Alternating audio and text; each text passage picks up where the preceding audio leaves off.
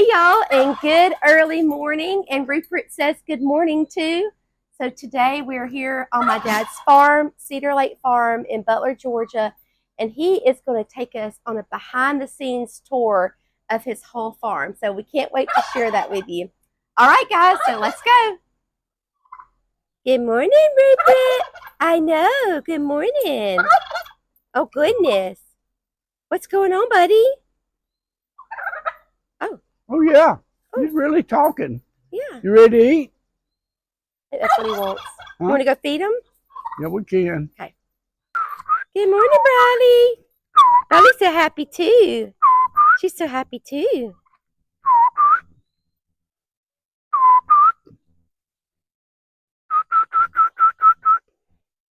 Come on, bro. Come on, Rupert. Oh, the cows are ready. Everybody's ready this morning. Yeah, you ready, ain't you, buddy? Oh, yeah, you want to get yours first. Yeah, you want to get yours first.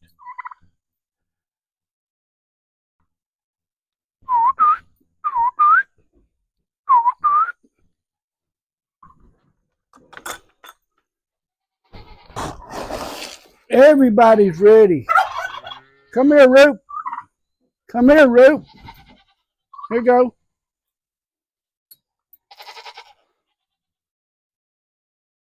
Good morning, Red.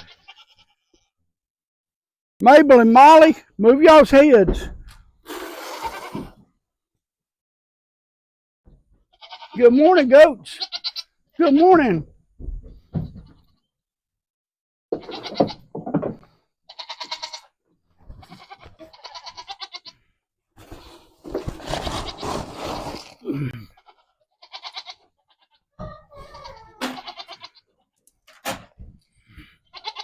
There we go. Out the window we go. Out the window. Out the window. What's he getting up in there? Look at him in there.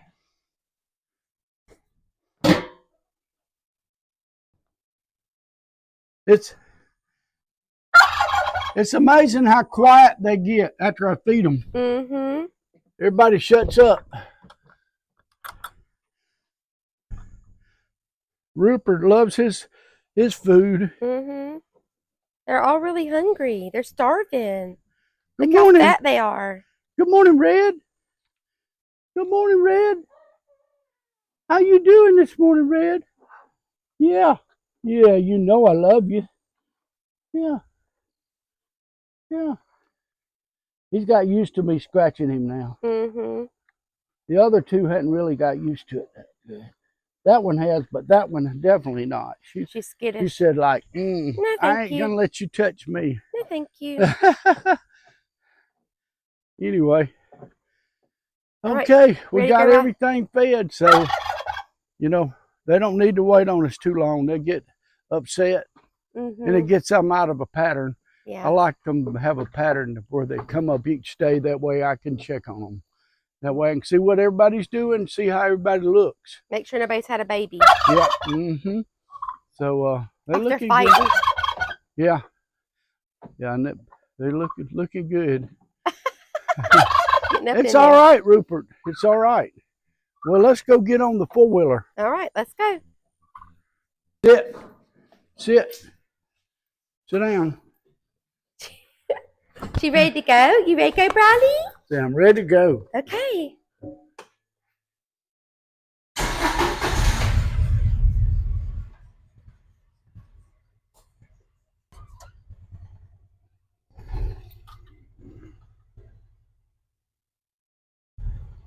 Okay, guys, so we're at the top of the driveway right now, and Dad is going to take us on a little tour of the farm. And so can you kind of tell us when you and Mama got this farm? We started looking for the property in '95. We had a sod farm, a 40-acre sod farm up in Newton County on the Yellow River. And so we started looking then. Rockdale County wanted to buy the farm, and we knew that we were going to have the '96 Olympics, and I was going to have some time off, and we did the sod farm in my spare time, whatever spare time I had. Anyway, and so we decided we're going to go ahead and sell it. So we had to do some kind of like and kind or exchange in between one piece of property and another. So we looked for different properties, and we came up on this property. We come in here on one afternoon, and I think the realtor had us set up because he knew that coming in here in the afternoon, we'd see deer and we'd see ducks, and we'd be able to see the sunset, and knew that it was a beautiful place. So we didn't own the first part of the property. The driveway actually came in way up there on the old road. And so later on, we were able to purchase about 3 acres right here. And that would, and when we built the house, I had enough dirt out of the basement that I brought the dirt up here and made us a nice driveway coming into the farm. So that worked out real well. I had a place to put the dirt, and it really perfected a nice, pretty wide driveway. And over the years, my grass, the centipede, has taken hold and really turned it into a nice little glade. What I would call a glade is you drive down the driveway and see the grass on either side. You want to drive them maybe towards the lake first? Yeah, we'll go down there towards the lake.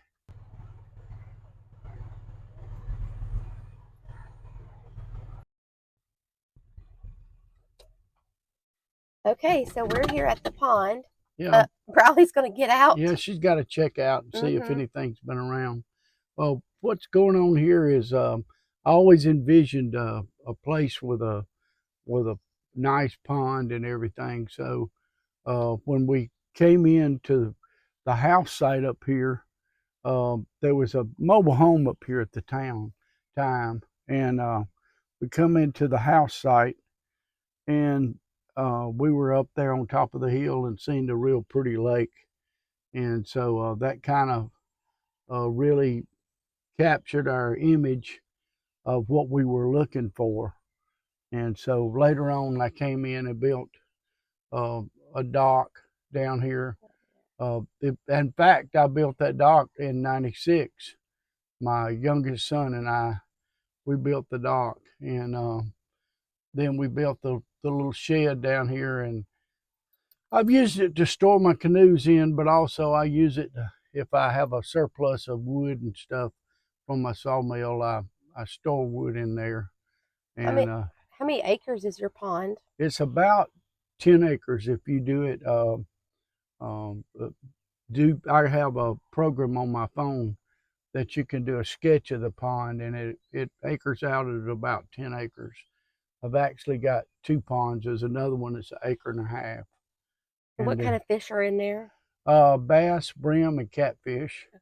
And so we've tried to control the weeds with grass carp, and they've got a little bit old now. I need to replace them. I need to put some more grass carp in here.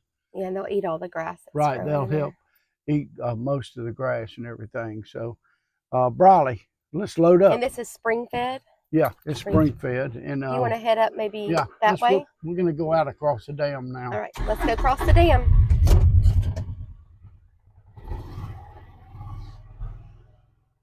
The pond here, it actually has 2 feeds. The main feed is coming up there on the left. And yeah, that after this creek, after this, if water comes out of this pond here, it turns into Beaver Creek. We're at the head of Beaver Creek. And then on the right hand side, there's another feed coming in. My neighbor has a pond above it. And so we have 2 feeds on this pond. It doesn't have very seldom does it drop very much. It stays pretty stable on the depth, how deep it is. And that's where we were at before when we were sitting over there. Yeah. And It's pretty clear too. Right at the maximum depth is out there in the middle, and it's about 14 foot, and that's where the old creek bed is. And so and most of the lake is pretty deep, except right around the edges. It goes from nothing all the way out to about 4 foot in the first 6 feet. So that's the way it's pretty deep. Yep, it's pretty deep. So we're gonna move on over here. Go up the hill. Yep, we're gonna go up the hill.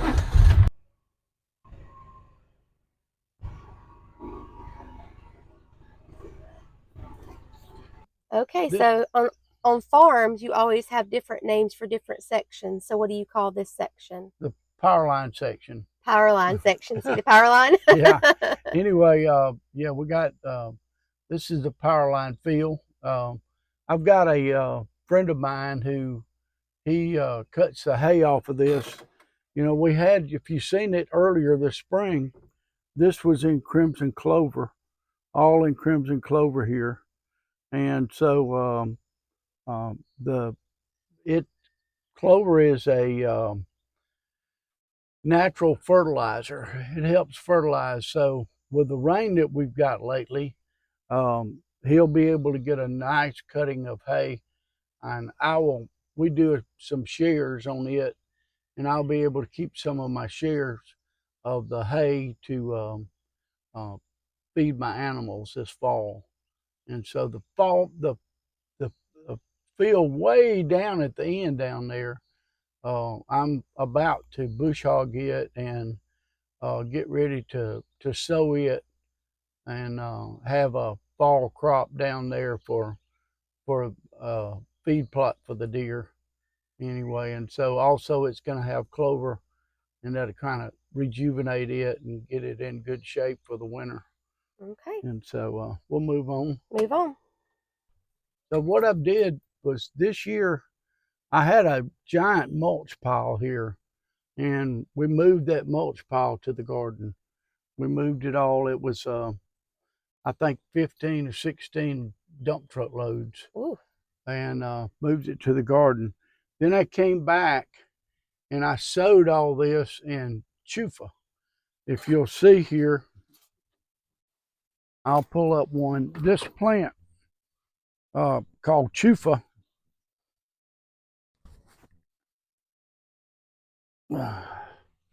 Anyway, it has a nodule on it here. If you look, it's kind of like a peanut. And this chufa seed is what attracts turkey.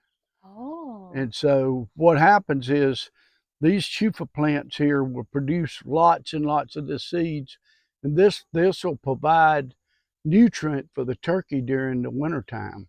They'll start here in November and December in the cold, wet time of year, and they'll start scratching this chufa. And this whole area will look like a chicken yard where the turkeys have been out here. And the chufas, it's a pretty big, isn't it? It's a pretty big little seed. It's bigger than a peanut. Yeah, it's bigger than it's like about like a peanut. Look at that. And has a very sweet.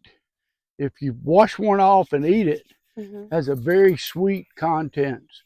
It's kind of sweet, and so it's a very good attractor for chufa. But also, if you've got this and you've got wild pigs, this would be all tore up.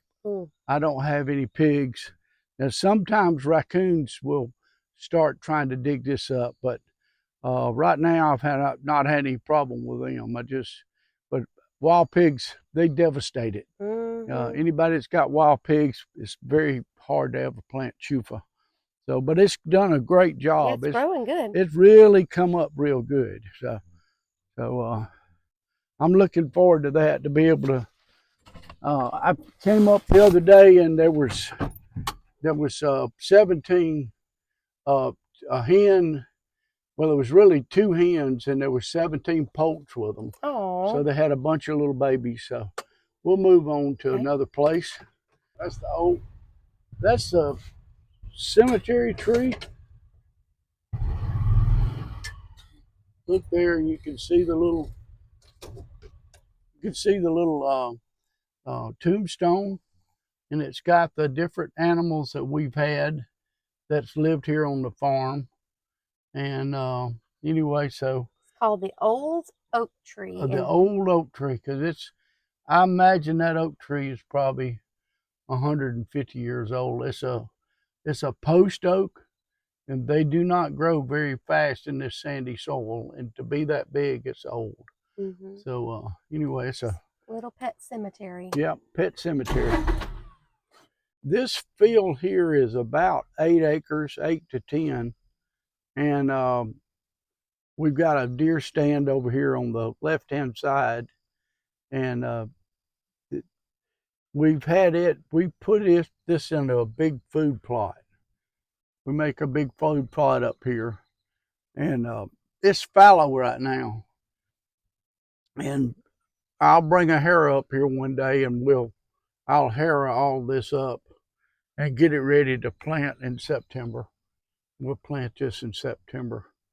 And you see we got a good set of pine trees back here. Nice pine grove.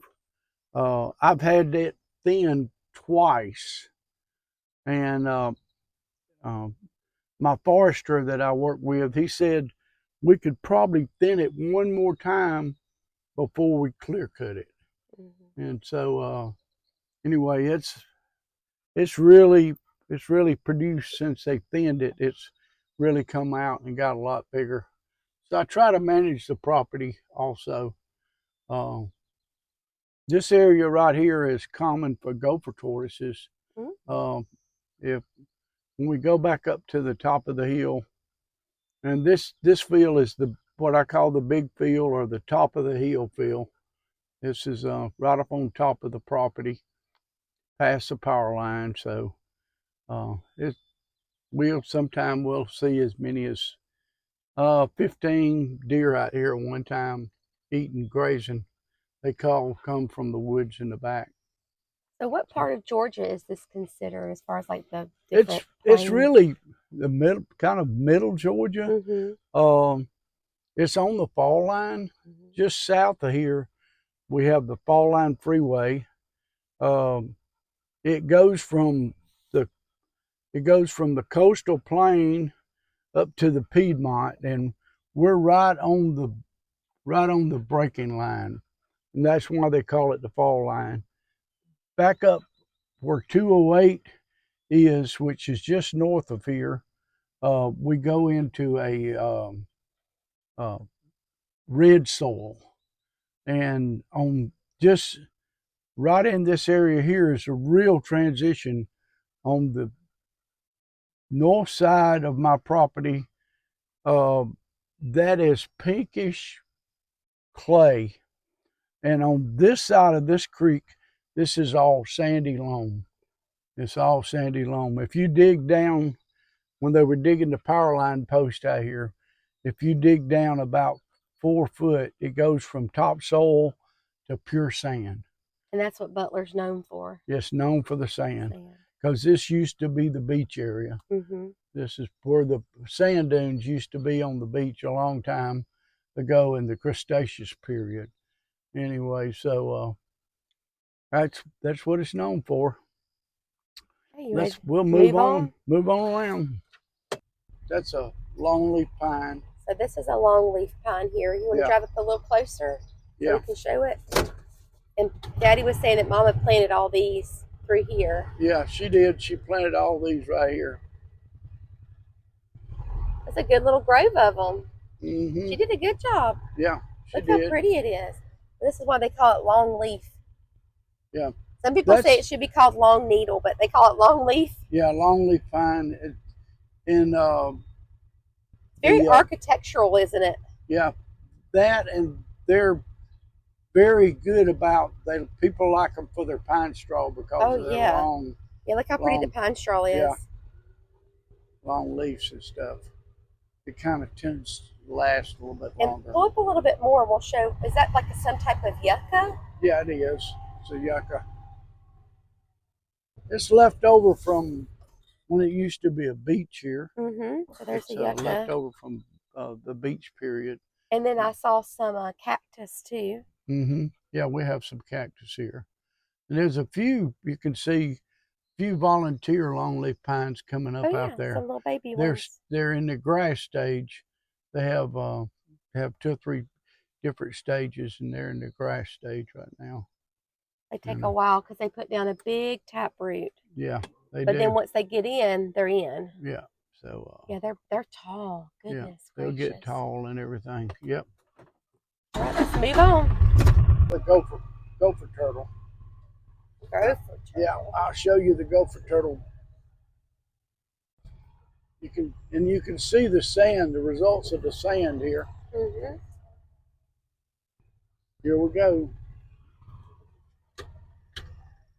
This is his home. Yep.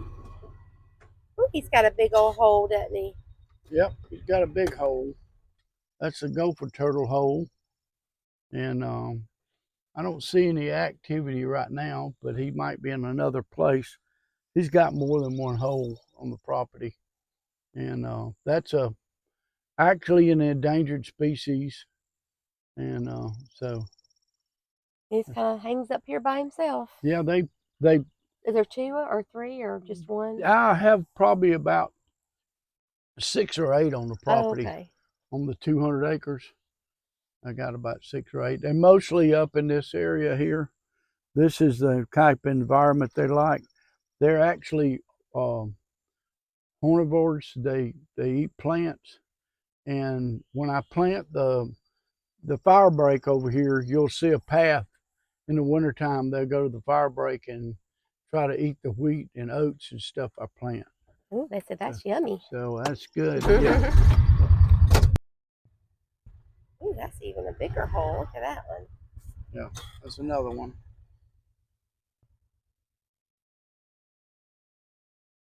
Be neat if he was here. Yeah. He might be down in there. Yeah. No, it looks like a rosebud, but I know it's not. I don't know what kind of fruit that is. It's probably a wild crabapple. That's neat. I'm not sure. It's got little ones on there.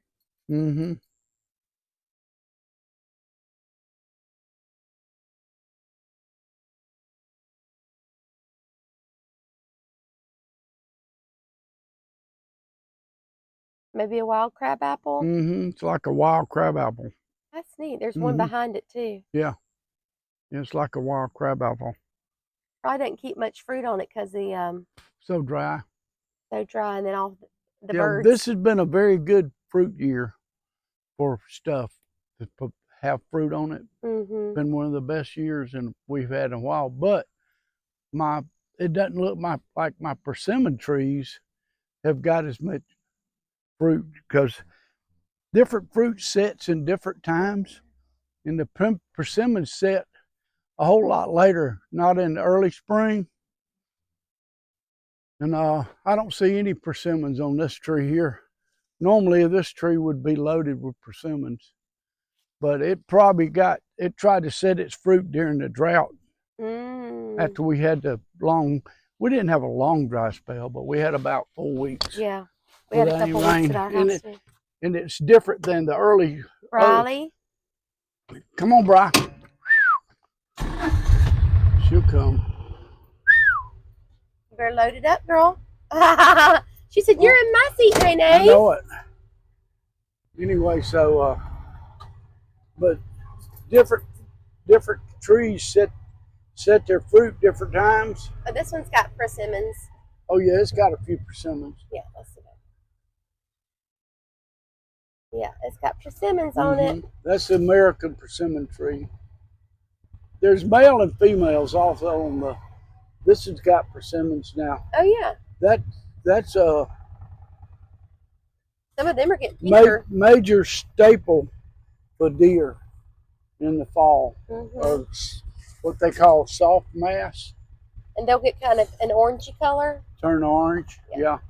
They're real pungent until after it frosts. Yeah. They'll turn your mouth. They have a lot of alkaline in them, and they'll turn your mouth inside outwards. Mm-hmm.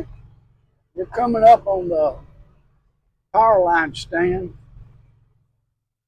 and we have a lot of deer harvested off this stand here every year. Really, probably this stand and the big field is probably the most productive of all the fields. But opposite this field here, we have we got a big food plot, and I was looking to see if there's any muscadines in here on this one. I don't see any muscadines. It's a lot of vines, though. Yeah, a lot of vines, but I don't see any muscadines this year. Not on that one. But that's the power line stand right there. And we're back at the hayfield again. Yep, back at the hayfield. Back at the hayfield. Power line field. And so, yeah, power line field. And I oversee this power line after they cut the hay for the last time. I oversee it every year. And we plow another. That's another one of my pear trees that's got fire blight. Yeah. But it's got a few pears on it. Yeah, it does have a few pears. They managed to, if they're in good shape, they managed to kind of beat the fire blight. Mm-hmm. And the deer love the pears. Mm-hmm. Now that tree's, I don't think that tree's but about 4 years old, and it's still trying to do good. I have a big brush pile here that I pushed up part of it, and I've got to finish burning it one day this fall. Well, when I plow for the food plot, I'll go ahead and burn it then. And this is part of my area that I keep my fire break all the way around the property. Mm-hmm. That way, at least we got some areas that we can try to contain a fire if it gets out on my property, or if it gets out on the neighbor's property. This is where we make our turn right here, and we're going to go by the big oak tree. That's a big old oak right there. Too. That is a big one. Mm-hmm. I need to bush hog this trail out. I'll manage to get that sometime. These are muscadine vines that are growing everywhere. They grow everywhere. Woo! There's a spider So web. there's fields, there's planted pines, there's forest. We're going down towards the head of the big lake, and I came in. So this would have been the right hand side or the left hand side when we were pointing from the It'd be on the left hand side. Okay. Left hand side. About 5 years ago, I got tired of going all the way down to the big dam to be able to get around my property. And so I come in here and I built me a road across here. It's got a small little pond behind it. You can see all the stumps and everything. And I think are there some lily? Yep, there's some lilies flowers out there. Water hyacinths, I think they're called, or there's something like that. Let's see if I can zoom in on them. Okay, hold on a second. Can you see them good? Yeah, the little white flowers right out there. Yeah, and so I built this road in here where I could get across from one side of the property to the other, and I could actually, if I wanted to, if I built this up higher, I could actually make another pond here. But the way it is, if I made another pond here, it would back up on my neighbor's property. Yeah, they wouldn't like that. Yeah, and so I could make another dam here and back up water and have more water here. But main thing I'm doing was trying to get me a road. I want a road to be able to cross over. So you see back towards the big dam. Only have another food plot out in front of this deer stand here, and this area up here we call the cow pen field, At one time, this whole farm was inside a fence, and they had cows grazing over the whole farm. And anyway, so up here in the left-hand corner, there was a big catch pen. So that's why I end up calling it the cow pen field. We'll go down here and look and see the pear trees I planted down here a good many years back, about 8 years ago, that I planted. So this is a crabapple tree that he planted. Mm-hmm. Crabapple tree right there. Cute little crabapples. Mm-hmm. The deer really love it. Now this tree right here, real susceptible to fire blight. You can see how the fire blight really has. That's a pear tree, and it was in good shape until this year, and the fire blight just devastated it. Still has big pears on it, and you think you could do like a rejuvenation prune and then maybe it might, yeah, it might systemically. Right. There's fire blight again. Yeah. And what happens a lot of times, depending on the spring, how wet it stays during certain periods, kind of promotes the fire blight. Mm-hmm. And then some years you'll have it, and it won't hardly be there. And so, but you can still see it's got fruit on it, mm-hmm. all kind of fruit on it. And so, it usually jumps right back out. Doesn't look like this pear tree here is as acceptable to the fire blight. Maybe this one gets more airflow or something. Yeah. So I planted all those. They're about 8 years old, and this area here I always put into a food plot here for the deer.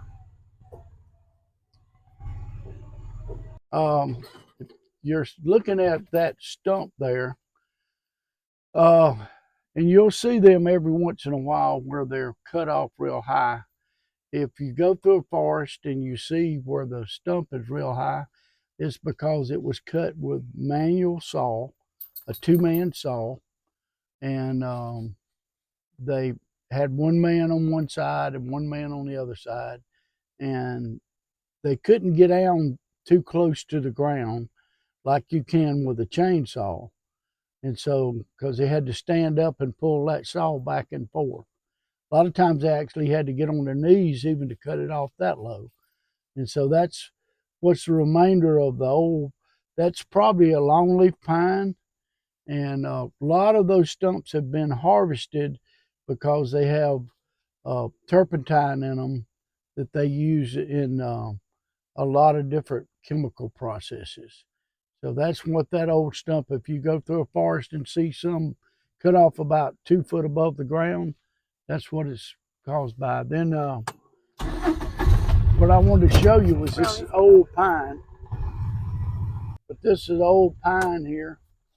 It's I don't know how big it is, how old it is. I would say it's probably at least way over 100 years old, probably 150 and at least. And I've got about 3 more of these old pines on the property. And so it's actually the corner, one of the corners of my property line. And so that's how it stayed here so long. It was kind of like, is it on your property? Is it on my property? And so nobody ever cut it because they couldn't figure out whose property it was now on. It owns itself, yeah, doesn't it? kind of owns itself. So it's a big old pine. Anyway, so this is on my neighbor's property right here we're on the edge of it, and my property's right there at it. So, and behind it was actually where it keeps the remains of the catch pen. They had a catch pen back behind it. You can see a few posts back there. And that's where they caught up all the cattle to give them vaccinations and also to take them to market. So a long time ago. Anyway. Let's go on. So I come in. Another little pond. Yeah. I put a culvert in here You see the water coming out, and that kind of keeps the pond at a certain level. And it's got the lilies on it too. Has the lilies on it. So what were you saying earlier about it takes a certain type of passion? Well, it just takes a certain type of passion about owning a piece of property, because tremendous amount of work to go in to try to keep it up, just to keep it somewhat maintained. Yeah, not like the paths. Yeah, not immaculately maintained, but just keep it somewhat. And it cost. It cost a good bit of money. I know. It had equipment too. Yeah. Well, I know with this, I came back in, all the boards had rotted out on this, and it's kind of what I did when I replaced my deck the other year ago.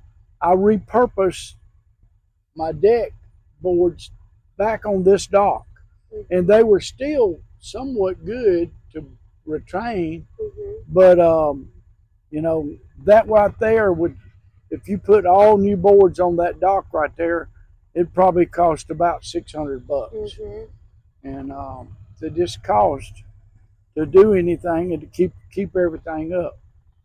So that's one of the reasons you got a sawmill too, so because you have so much wood that you have to. You got so many trees that die every year. You know, they die from. I see one right now, pine.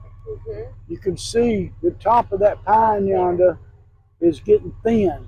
Yep. So that tells me that that pine right there is affected by the southern pine beetle. And southern pine beetle. So what I need to do, if you look at it, it's a harvestable tree. It's got a girth probably at the base of it. It's probably over 18 or 20 inches. You can see it through there. And so that tree right there would make, I don't know, 400 or 500 board feet of lumber. Yeah. So we're coming back around, and we just did the full circle. Yeah. And we, you see the pecan trees that I planted in the last few years. And anyway. Is that a pecan too? Yeah, it's pecan. It's doing the best. Yeah, it's the oldest. Oldest. And so they should start producing pecans in the next few years.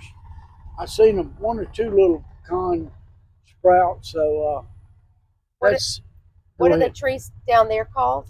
Those are catawba trees, and they produce a catawba worm that's good for fishing. The ones along the edges. They actually came, I planted them, they came from Oxford. Those trees are over 20 years old. Wow. They came from, when I first moved down here, we planted them. They came from our old farm. So they just don't get very big then? They don't get real big. The catawba trees set them back, worms set them back every year. And you can see across the pond, you can see one or two pine trees that have the beetles on them, and I'll have to harvest them this year. Looks like they've got string beans from these trees. Yeah, they do. That's the seed pods, and you can take those seed pods and can you go get one and show it to us? Yeah, you take those seed pods. I'll get one. See if I can find one that's dry. Let's see.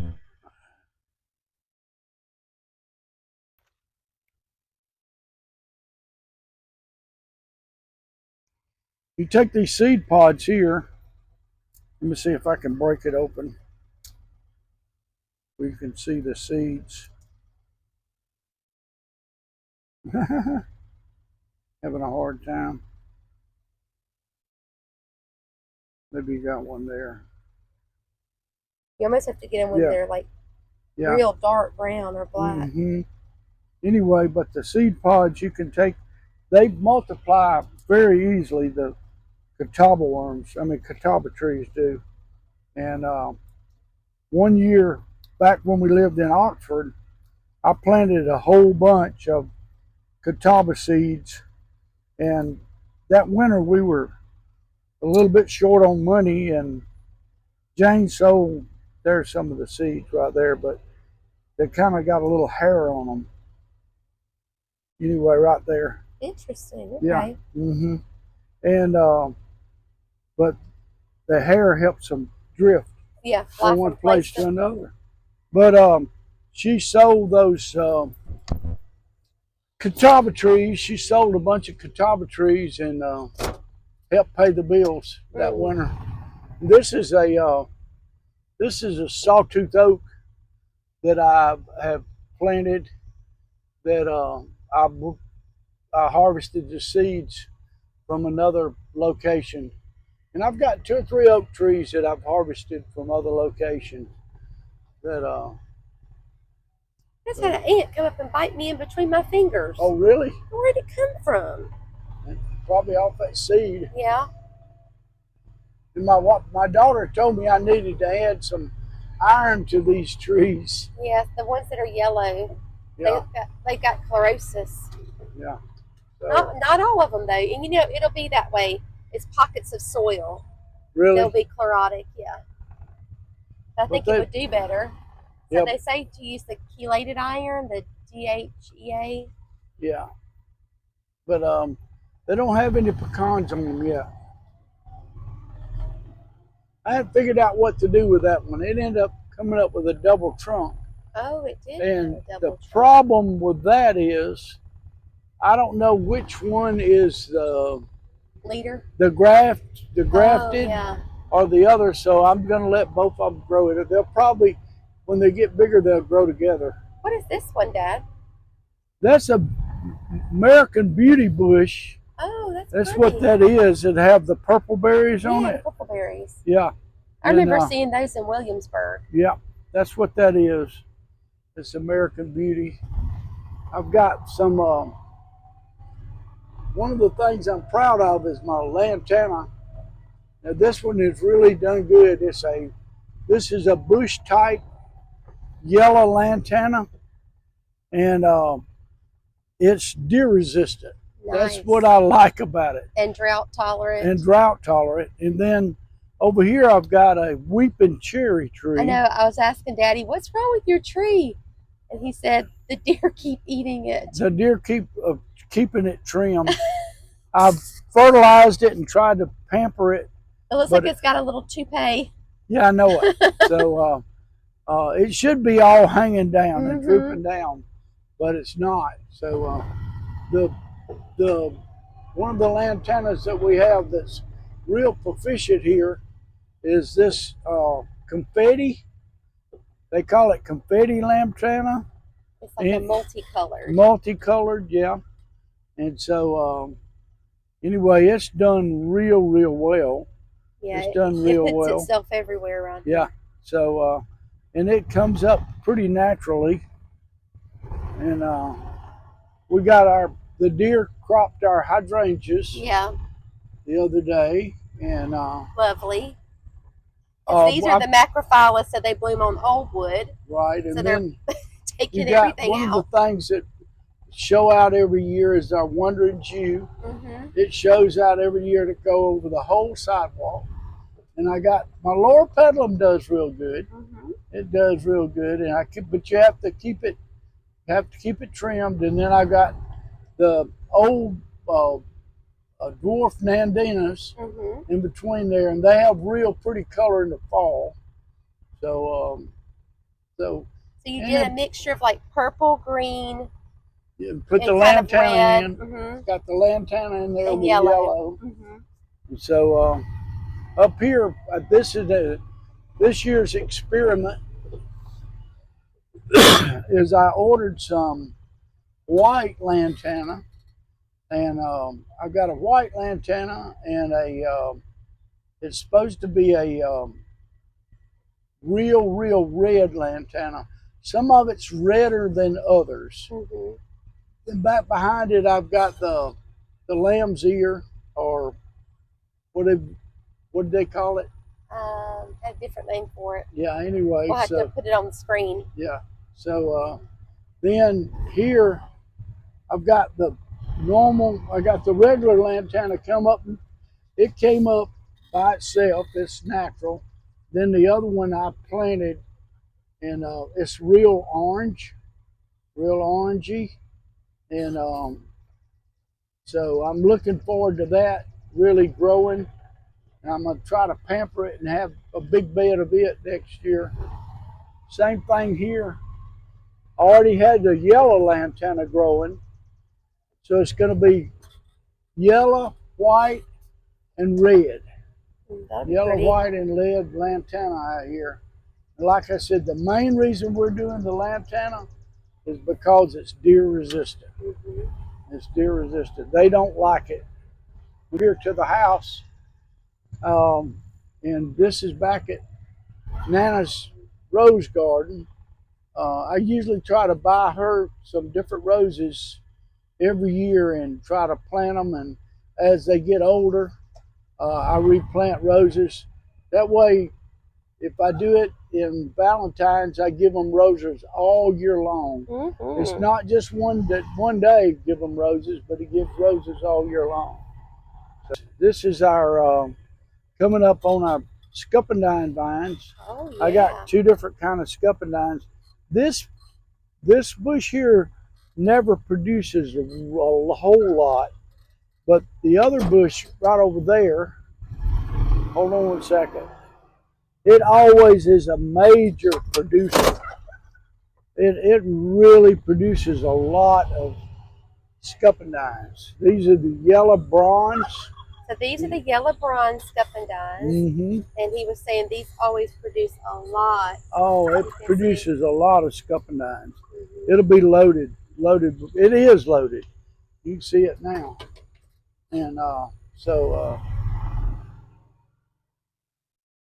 those have been here since I planted them when I first got down here over 20 years ago. And then we've got, coming out through here, we've got pear trees again. Now this is the, oh man, I'm trying to think. I told you the other night the name of it. We'll look it up and put it on the screen. Moonglow? We'll look it up and put it on the screen. Okay, I think it's Moonglow. Anyway, it always produces good. Now this is a Chiha. Oh, it's got little tiny ones on it. Yeah, this is a natural, this is a native apple to Georgia. The Chiha is. Anyway, and so I've got two Chiha trees, and they make jelly out of them. Okay. Make jelly, and it's a pretty good fruit. These are all the pear trees. Most of these are oriental pears, and the oriental pears usually start getting soft in late September. Okay. And so they're really full. These trees, the Moonglow tree is the most fire blight tolerant. Now these trees here are more fire blight tolerant than the ones I had out in the pasture. Okay. So they don't get fire blight as much. As much. They do get it sometime. This one right here got it last year. Yeah, I got pretty bad. And it killed off one side of it, which is unusual for it to do that. But so I've got a lot of pears this year. And you see how the deer keep them pruned up? Oh yeah. And Bradley. Deer and my dog. Yeah. She'll come in here, she'll spot one right about here, and she'll jump up and get her one. I came in this year, and I told my wife I wasn't going to put in another garden until I put up a fence.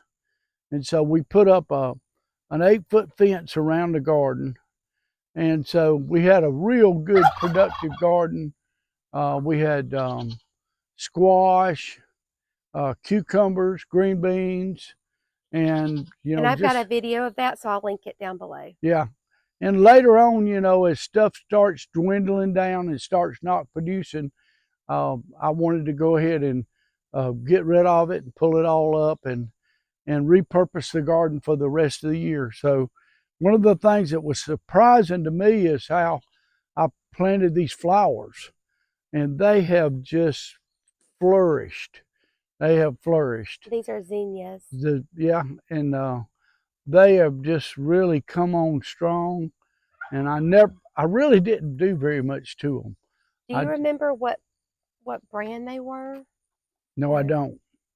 Just probably got them at Home Depot or Yes, Lowe's. actually my wife bought them. Okay. And gave them to me to plant. She had and 2 packs. Hand sewed them.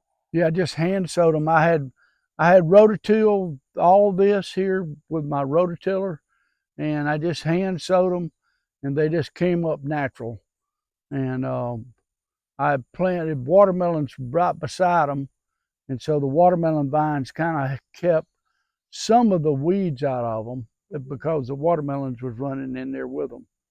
And so they have really. Well, you know how some people will put netting in between their zinnias to keep them standing upright? Mm-hmm. It's like you just using the watermelon vines as a frog to hold them up. Right. Yep, exactly.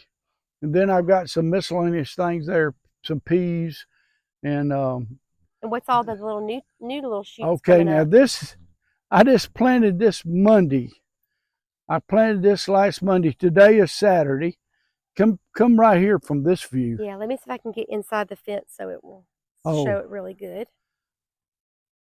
It looks like little soldiers. It does. It looks like soldiers growing out there. Those are butter peas. Those are butter peas. And then the rest of the all the way over to the sweet potatoes are regular peas. They're zipper peas. They're zipper peas. And so and then all the little tall shoots over there are the sweet potatoes. Sweet potatoes. So what happened to your first crop of sweet potatoes? My first crop of sweet potatoes, the rabbits got them. The rabbits got them? Yep.